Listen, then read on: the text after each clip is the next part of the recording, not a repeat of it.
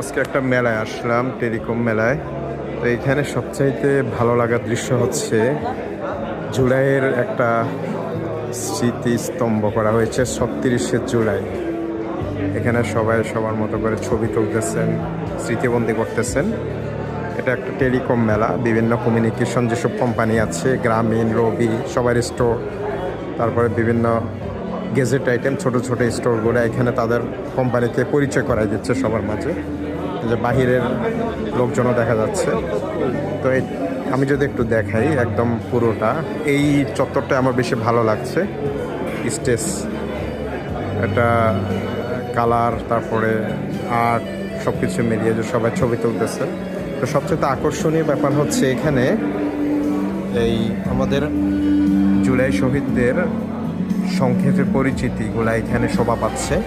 এমনকি সবচাইতে ভালো দিক হচ্ছে, ভালো লাগার বিষয় হচ্ছে ব্যবহৃত যেসব ইয়াগুলা, এই যে শহীদ সৈকতের বই এবং জিমিতি বক্স, হ্যাঁ, যারা যে স্টুডেন্টরা শহীদ হয়েছেন তাদের ব্যবহৃত জামা কাপড়, খাতা কলম সব কিছু এখানে শোভা পাচ্ছে। এই যে সৈকতের ব্যবহৃত জামা ও মগ, হ্যাঁ, এই যে এখানে আরেকজনের ছবি দেখা যাচ্ছে। তারপরে সবচেয়ে মানে ভালো লাগার বিষয় হচ্ছে এখানে শহীদ আনাসের স্কুল শার্ট, পাশে কলম, তারপরে আবার খেলনার একটা হেলিকপ্টার দেখা যাচ্ছে। তারপরে এখানে আনাসের লেখা দেখা যাচ্ছে। আহা, যে চিঠিটা উনি লিখে গিয়েছেন 5 তারিখ 8 মার্চ 2024, ঠিক আছে। তারপরে এখানে আরেকজনের ছবি।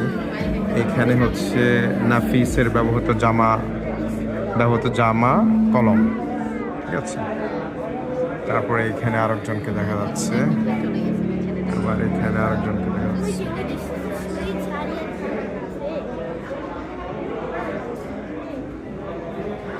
তারপরে এখানে মানে সবাই দেখতেছেন, এই যে স্টুডেন্ট, তাদের গার্জিয়ান সবাই ওরা স্মরণ করতেছে শহীদদেরকে। তারপরে এখানে বিভিন্ন আইকনিক ছবিগুলা আপনার করা হয়েছে, প্রেমবন্দি করে রাখা হয়েছে আইকনিক ছবিগুলা। আমি যদি একটু সামনে নিই, এই যে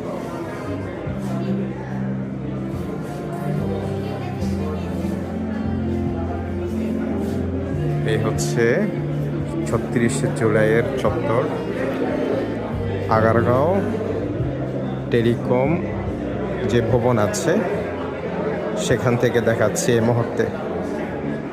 তো মোটামুটি স্মরণ করা, হ্যাঁ, যেটা আমাদের দেশের একটা